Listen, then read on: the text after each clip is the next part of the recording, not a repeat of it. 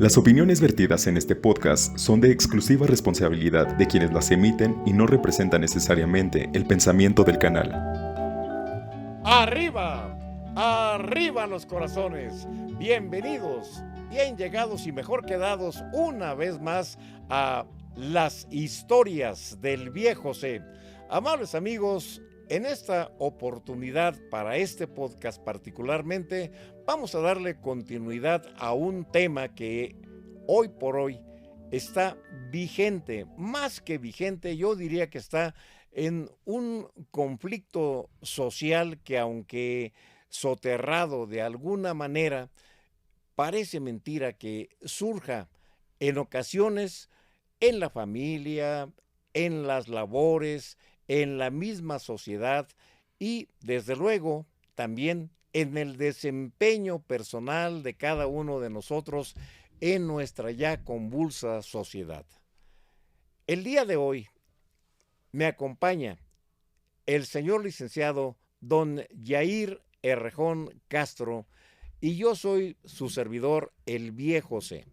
Y tenemos para ustedes un tema muy importante.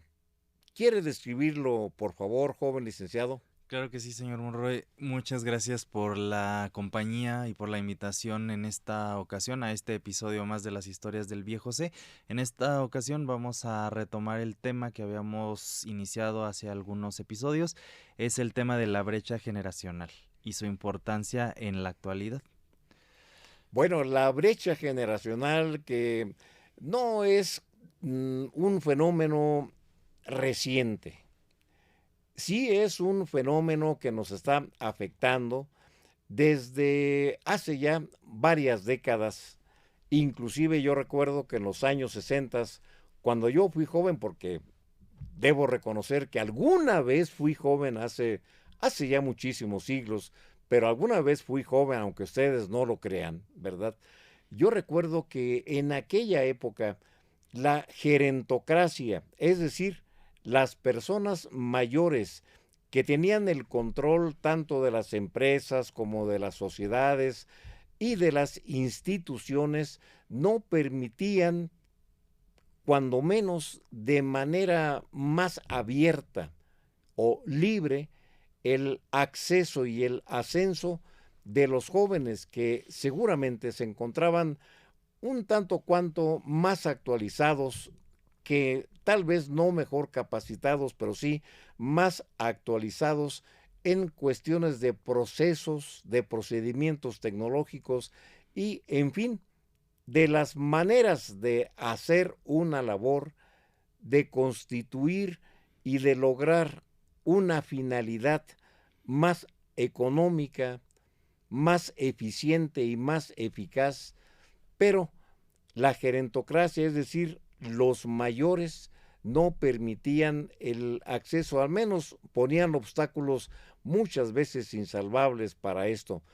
Esto ha ido permaneciendo de alguna u otra manera, pero con el acceso de las nuevas tecnologías y desde luego con la utilización de la inteligencia artificial por una parte y de las diferentes herramientas digitales, pues se ha quedado desfasada mucha de la actividad organizacional que era responsabilidad precisamente de los directivos, de las instituciones de gobernanza, tanto en las empresas como, ¿por qué no decirlo también en las instituciones públicas y en el gobierno? A todo esto, ¿qué puede aportarnos, licenciado? Pues reiterar que ha habido pues cambios a lo largo de la historia que nosotros mismos como humanidad vamos generando y que en alguna ocasión las generaciones se ponen en disputa porque piensan que porque no lo creó alguien de su generación, pues ya está fuera de lo que puede poder manipular o que puede poder hacer en el sentido de ser productivo con eso sin que realmente lo sea así. Una generación crea las situaciones que va necesitando de acuerdo a sus necesidades, y otra generación llega y lo que hace es complementar lo que el otro no sabía, va a enriquecer la producción, y en ese sentido pues lo que se va a ir haciendo es una producción que a lo mejor ya no va en un solo sentido, sino va en muchos lados, pero nosotros como humanos debemos recordar siempre que somos seres sociales,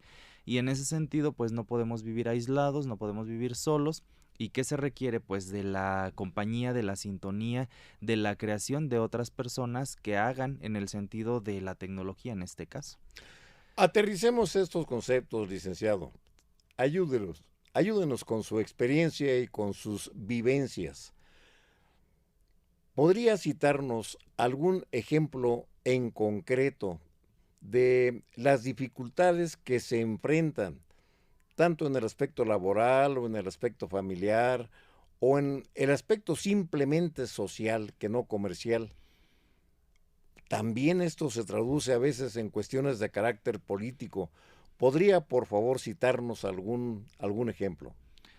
Si pensamos en el sentido de la innovación en la tecnología, pues en algún momento el hecho de tener una locomotora de vapor, un tren, en resumidas cuentas, implicaba el hecho de tener las grandes comunicaciones. El día de hoy pues prácticamente eso no es así. Nosotros en cuestión de segundos nos comunicamos con el otro lado del mundo a través de un mensaje enviado pues a través de internet.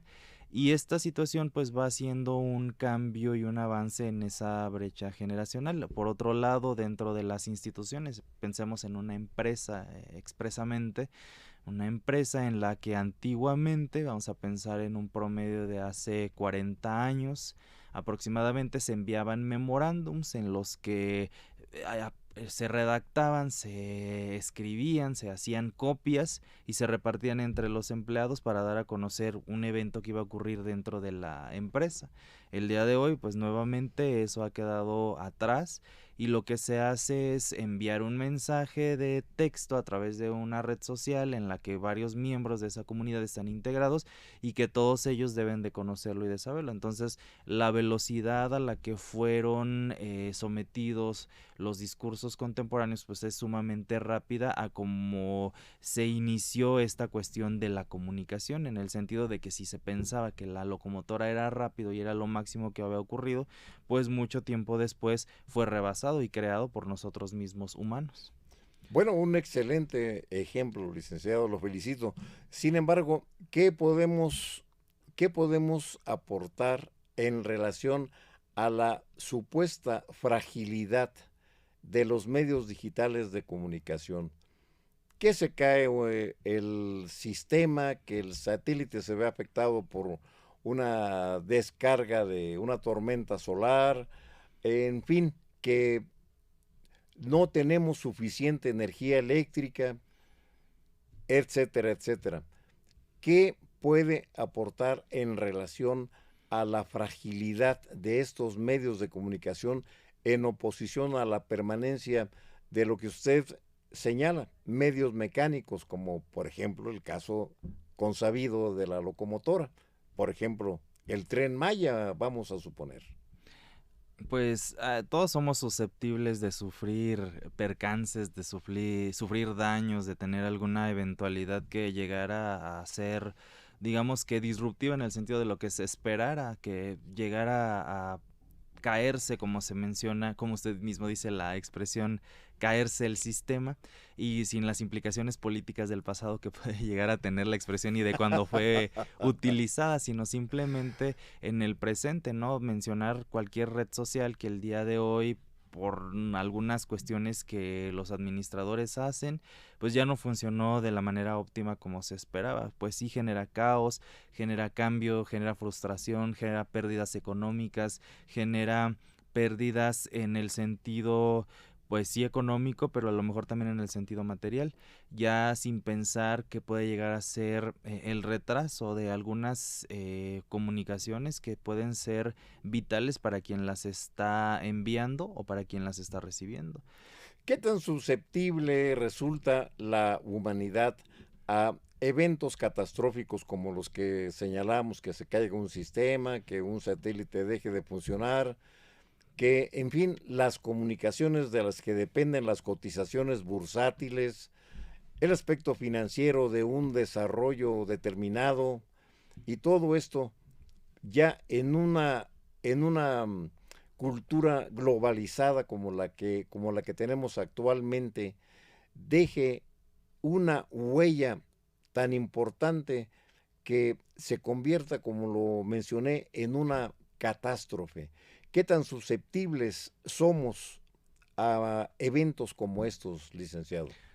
A mi parecer, muy susceptibles, sumamente hasta vulnerables en el sentido de que nos puede afectar en muchas áreas de la vida, incluso personal, porque no sabemos, digamos que la respuesta que estábamos esperando del otro, de la otra persona que en otro espacio se encuentra y que así como son de ágiles y que son de visibles y que son de instantáneas, pues también puede llegar a suceder algo que no permita esa instantaneidad.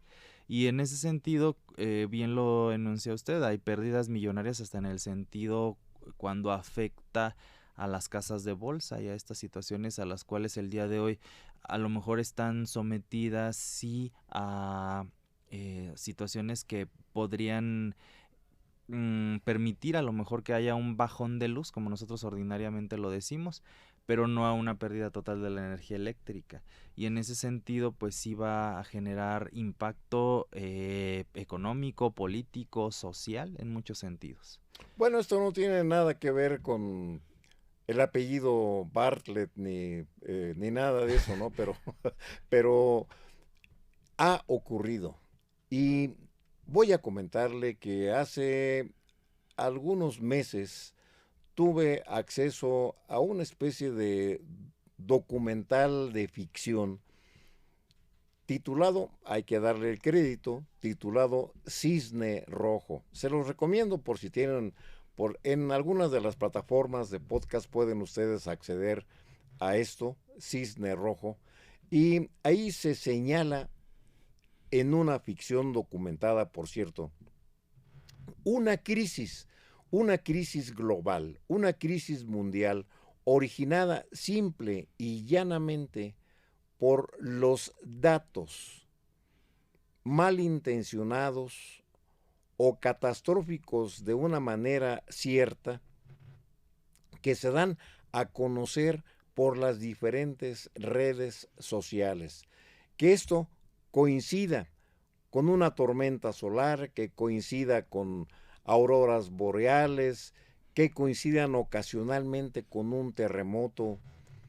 Y estos datos que se dan a conocer de manera malintencionada desploman el valor de las monedas virtuales, de las bitcoins y de toda esa serie de cosas que ocurren en donde actualmente están invirtiendo muchísima gente pensando que las monedas virtuales es el futuro, porque inclusive países como El Salvador han confiado sus valores a este tipo de monedas que no tienen un respaldo financiero, que el respaldo que tienen es simple y llanamente la cantidad de usuarios que le dan valor a esa forma, a ese elemento que sirve como una moneda, pero que no tiene un respaldo sólido como podría ser, no sé, el oro, bonos, valores, como en el caso de nuestra patria, que tenemos reservas internacionales en las bóvedas del Banco de México, amén de que el oro de nuestra nación se encuentra depositado, cuando menos en el 90%, en bancos británicos, por ejemplo. Esta es una situación que digamos que es por cuestión, expresamente sobre lo que usted denuncia del Bitcoin, pues una tendencia actual en la que el dinero electrónico o digital está a la vanguardia. No significa que para las personas que confían en ello estén expresamente en un riesgo, simplemente están aventurándose, y que a lo mejor yo no lo veo así porque como yo no soy inversor ni tengo ninguna de estas monedas en ese sentido, pero hay gente que lo confía y tiene la responsabilidad de utilizar las plataformas en las cuales se guarda responsablemente, y a partir de eso ha hecho su patrimonio, ya no digamos su fortuna, porque desconozco hasta qué punto haya sido en alguna persona en particular, pero es una tendencia que va a ir superando, que va a ir sustituyendo a la moneda física que nosotros conocemos. En algún otro momento en la historia de la humanidad, pues las sociedades, sobre todo las mesoamericanas, tenían el cacao como una moneda.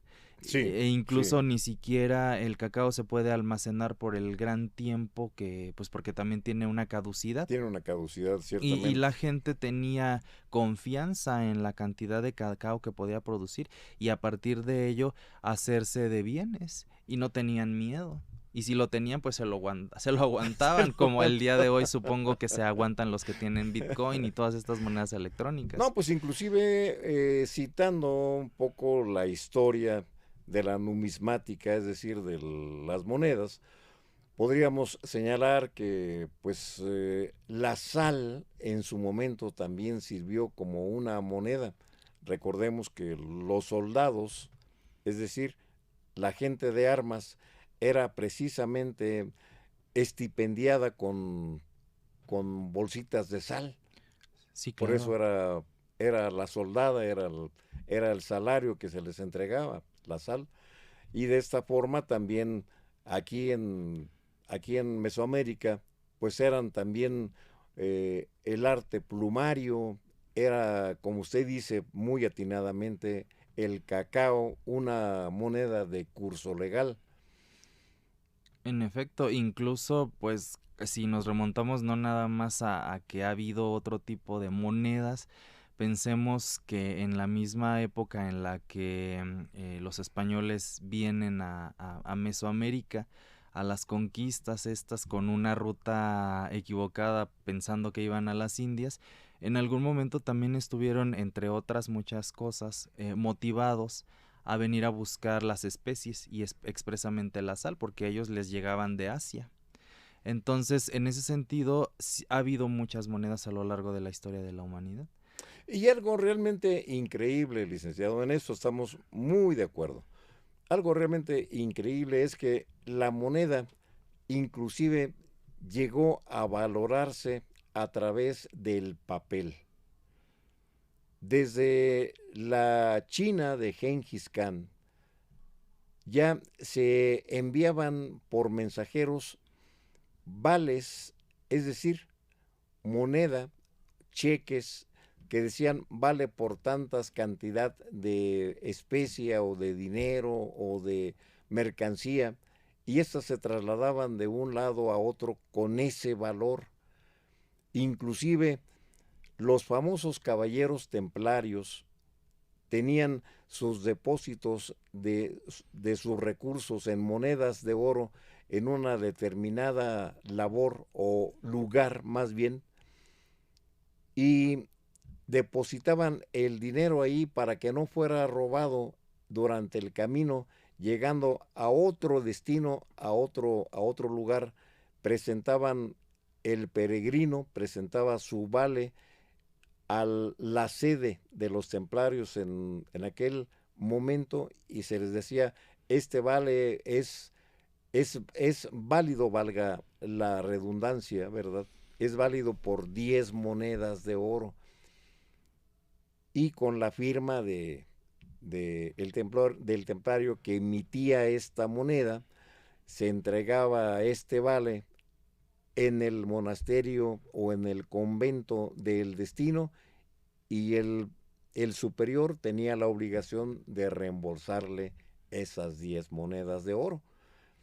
Esta también era una manera de tener monedas, pero tenían un respaldo físico, un respaldo que en metales o en bienes tangibles significaban y proporcionaban riqueza. La brecha generacional en la actualidad nos lleva a que confiemos en números, en guarismos, y estos números en realidad no significan ninguna otra cosa más que gente que los está utilizando para hacer intercambio, como es el caso de las monedas digitales. ¿A dónde nos conducirá esto, licenciado? En apariencia podemos pensarlo a una seguridad, en el sentido en el que ya no tengo yo que salir a la calle con un portafolio cargado de billetes y desplazarme a un lugar y ser posible víctima de algún atentado, ¿no? Que ponga en juego no nada más un patrimonio, sino hasta mi integridad física. Entonces, a mi parecer, parte de ello va orientado a esta cuestión de la seguridad. En otra de las situaciones, pues sí ha habido a lo largo de la historia mucho cambio en este sentido, porque antes pues las monedas eran de oro y son de otros metales de menos valor, o incluso los billetes en papel como tal, o incluso el cambio hacia los cheques cuando estuvieron muy en boga. A mí me parecería que en los años 90 que muchas personas emitían los cheques Sí, que no, ya no, ya sí, prácticamente ya están en desuso. En desuso. El día de hoy son las transferencias, ¿no? A través de una aplicación en el teléfono, con una clave interbancaria se puede hacer un depósito por la cantidad requerida y pone a salvo a la persona, que no tiene que trasladarse a un banco a expensas pues de alguien que atente contra él. Incluso en algún momento me tocó escuchar una entrevista que alguien mencionaba, donde en los años 80 de alguna serie de conciertos que iban a dar en la Ciudad de México, en el Palacio de Bellas Artes, un lugar pues sumamente emblemático, ¿no?, para el desarrollo de las artes y expresamente de la música, en el que las personas se formaban con portafolios cargados de billetes para comprar boletos así a gran escala, y el día de hoy pues esto se hace en una fila virtual que hasta se ahorra tiempo y no pone en riesgo la integridad del que va a adquirir esos boletos. Entonces, sí hay un cambio, hay digamos que un avance, un progreso, porque no tienes que no tiene que intervenir el tiempo tanto, que tan valioso es el día de hoy, para hacer una fila. Bueno, a veces la fila es virtual, pero te hace una alerta de cuando ya puedes acceder tú a tus boletos, a la compra, y no tienes que estar ahí esperando de pie por horas. Si los valores tangibles como el oro, la plata, por mencionar solamente algunos, el cobre, inclusive, sufren de ascensos y descensos en su cotización, ¿qué podremos decir de los valores virtuales cuando hablamos de las bitcoins y de las monedas de esa índole? ¿Cuál es el patrón que garantiza el valor en mercancía? ¿Cuál es el bien que garantiza que esa moneda tenga precisamente ese costo o ese beneficio o ese valor? ¿Usted lo sabe? A ciencia cierta no, le decía hace un momento que no tengo yo inversiones en estas no, sí, pero cuando menos monedas, que fuera del conocimiento público. No, tampoco, y no lo es. Fíjese. Llega a ser delicado en ese sentido. Bueno, entonces esto inspira desconfianza. E inspira desconfianza no nada más entre la gente mayor, que estamos acostumbrados a sentir el recurso de manera física, sino que también inspira desconfianza en las instituciones que todavía no han validado y seguramente no lo harán hasta que no tengan una manera de respaldar esos valores de manera física, como sí ha ocurrido, a mi parecer, de una manera un tanto cuanto irresponsable, pues algunas empresas e inclusive el país de El Salvador, por citarlo por su nombre? Pues están en un cambio, son agentes de cambio y están arriesgando mucho, pero prácticamente no sé si lo conozcan y lo puedan enunciar, pero es posible que lo hayan por lo menos pensado, ¿no? El que no arriesga no gana. Bueno, sí. Y en ese sentido, ir explorando posibilidades de enriquecimiento, de ganancias, igual y tienen proyectos que de alguna manera no los ven sólidos y a partir de estas promesas que les hacen las plataformas de estas monedas digitales, pues pueden ser ellos los próximos magnates. No sabemos el día de hoy el impacto que pueda llegar a tener. Y sobre todo cuando se hacen estas situaciones, a mí me parece que he escuchado que a largo plazo, ¿no? Tampoco no es de la noche a la mañana. Pero como todo lleva un tiempo para gestar, para guardar la producción y para reproducirla sobre todo. Pues esperemos que todo esto resulte en el progreso de la sociedad.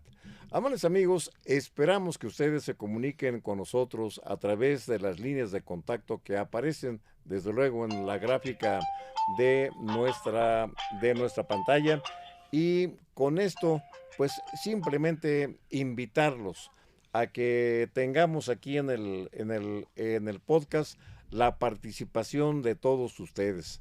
No olviden que este podcast está hecho para tocar los temas que ustedes nos señalen de acuerdo con las vivencias y las experiencias de la gente mayor. Por eso existen las historias del viejo C. ¿Algo más para despedir el episodio de hoy, licenciado? Los créditos, señor Monroy. Sí, me hace el favor. Créditos al director Yello Pimentel, a la coordinación de podcast de Betty Ochoa, a Alfonso Montañez de postproducción, a Benjamín y José de audio, y a Manuel también que nos anda ayudando. Y a Manuel, ¿verdad? Así es. Bueno, y ya también, desde luego, agradeciéndole a Betty Ochoa, todo el apoyo que nos brinda para la realización de este podcast, y la comprometemos para que la próxima semana nos acompañe a disertar acerca de un tema que sigue siendo todavía muy vigente y desde luego muy actual. Betty, muchísimas gracias, y a ustedes, gentiles amigos, solamente puedo decirles que no se puede deshojar una flor sin lastimar una estrella. No a la violencia, paz en la justicia y alegría en el amor. Vida por siempre, amigos del universo. Hasta siempre.